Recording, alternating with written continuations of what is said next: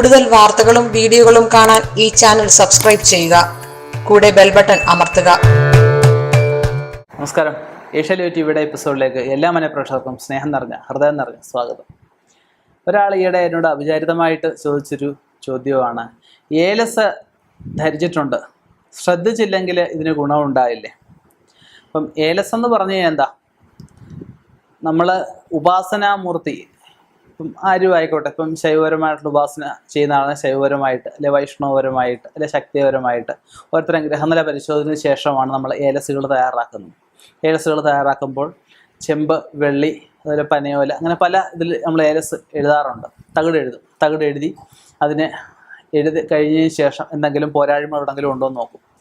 ആൾ യന്ത്രഗായത്രി, മന്ത്രഗായത്രി എല്ലാം എഴുതിയതിന് ശേഷം ആളുടെ വ്യക്തിയുടെ പേര്, നാള്, ഡേറ്റ് ഓഫ് ബർത്തും ടൈമൊന്നും വെക്കാറില്ല, പേരും നാളും മാത്രം വെച്ചിട്ട് കാര്യസാധ്യം എന്താണ്, വിദ്യാവിജയമാണ് വിദ്യാവിജയം, തൊഴിൽ തടസ്സ നിവാരണമാണ് തൊഴിൽ തടസ്സ നിവാരണം, ഉന്നതിയാണ് ഉന്നതി, ശത്രുദോഷ നിവാരണമാണ് ശത്രുദോഷ നിവാരണം, അത് നമ്മൾ എഴുതി അതിന് വേണ്ടുന്ന നാൽപ്പാമര വെള്ളത്തിൽ വിട്ട്, അതുപോലെ പുറ്റുമണ്ണും തുളസിച്ചോട്ടിലെ മണ്ണും ഒക്കെ ഇട്ട് കഴുകി എല്ലാം വൃത്തിയായി അത് പൂജാതി കർമ്മങ്ങളൊക്കെ ചെയ്ത് ശക്തിപ്പെടുത്തിയാണ് കൊടുക്കുന്നത്. ഇതൊരു കാരണവശാലും നമ്മൾ ഇത് ധരിക്കുന്ന ആൾ നേരിട്ട് ഇതിൽ സ്പർശിക്കുന്നില്ല.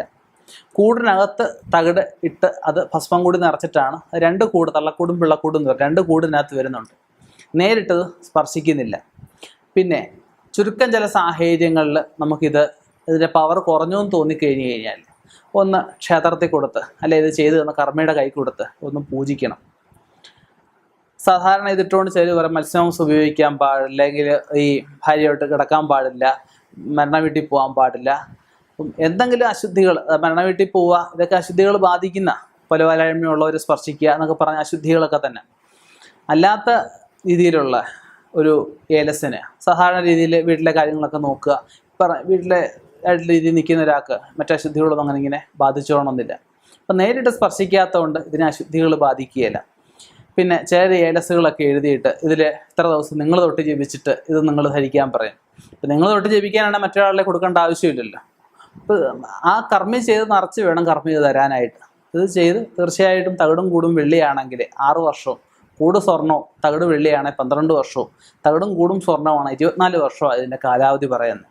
ഇതിനിടയ്ക്ക് നമുക്ക് മനസ്സിൽ തോന്നും ഈശ്വര ചൈതന്യമാണല്ലോ ഇതിനകത്തിരിക്കുന്നത്, അതിൻ്റെ പവർ കുറഞ്ഞു എന്ന് തോന്നുമ്പോൾ വൈഷ്ണവ യന്ത്രങ്ങളാണ് വിഷ്ണു ക്ഷേത്രത്തിലും, ശൈവ യന്ത്രങ്ങളാണ് ശിവക്ഷേത്രത്തിലും, ശക്തയന്ത്രങ്ങളാണ് ദേവീക്ഷേത്രത്തിലും ഒക്കെ കൊടുത്ത് ഇത് പൂജിച്ച് വേണം ഒന്നുകൂടി ധരിക്കുക. കാര്യസാധനമായിട്ട് ഈ യന്ത്രങ്ങളൊക്കെ ധരിക്കുന്നവർ ധാരാളം പേരുണ്ട്. അപ്പോൾ ആ യന്ത്രങ്ങൾ ധരിക്കുമ്പോൾ നമുക്ക് നെഗറ്റീവ്സ് ഒന്നും പാടില്ല. കാരണം 3 അവസ്ഥകൾ ശരിയാണെങ്കിൽ ഈശ്വര എന്ന് വിളിച്ചാൽ ഈശ്വരൻ വിളിയേക്കത്തുള്ളൂ. നമ്മുടെ മനസ്സ്, നിൽക്കുന്ന സ്ഥലം, ശരീരം, ഇതെല്ലാം വളരെ പ്രധാനമാണ്. അപ്പം അതുകൂടി ശ്രദ്ധിച്ചുകൊണ്ട് മുന്നോട്ട് പോവുക. തീർച്ചയായിട്ടും നിങ്ങൾ കിട്ടിയിരിക്കുന്ന ഏലസ് നിങ്ങൾക്ക് ദോഷമില്ല, ഗുണമാണെന്ന് ഉറപ്പുവരുത്തിയതിന് ശേഷം മുന്നോട്ട് പോവുക.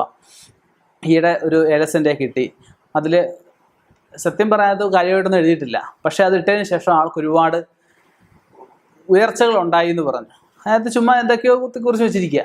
അത് ആളുടെ മനസ്സ് കുറച്ചതിനകത്തുണ്ട്, ഇല്ലെന്ന് ഞാൻ പറയുന്നില്ല.